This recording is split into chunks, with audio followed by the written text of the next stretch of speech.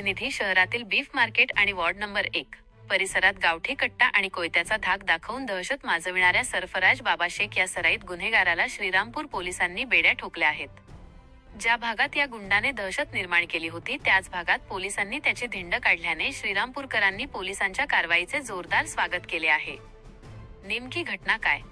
22 मार्च 2026 रोजी आरोपी सरफराज शेख याने आपल्या साथीदारांसह इरफान शेख, लुकमान शहा, राहुल सोनवणे बीफ मार्केट परिसरात साबिर शब्बीर कुरेशी यांची कार अडवली. यावेळी आरोपींनी साबिर यांच्याकडे 50,000 रुपयांच्या खंडणीची मागणी केली. खंडणी देण्यास नकार दिल्यावर या टोळीने गावठी कट्टा दाखवून साबिर यांच्यावर कोयत्याने जीवघेणा हल्ला करण्याचा प्रयत्न केला होता.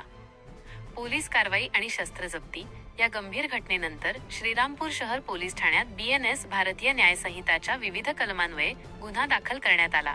पोलिसांनी तपासाची चक्रे फिरवली असता सरफराज शेख हा ईदगाह मैदान परिसरात लपून बसल्याची माहिती मिळाली. पोलिसांनी झडप घालून त्याला ताब्यात घेतले. त्याच्याकडून एक गावठी कट्टा आणि 2 जिवंत काडतुसे जप्त करण्यात आली आहेत. वाढती गुंडगिरी मोडीत काढली. मिळालेल्या माहितीनुसार आरोपी सरफराजवर यापूर्वीच 7 गंभीर गुन्हे दाखल आहेत. त्याची सततची गुंडगिरी मोडीत काढण्यासाठी पोलिसांनी त्याला ज्या गल्लीबोळात तो दहशत माजवायचा तिथे पायी फिरवून त्याची धिंड काढली.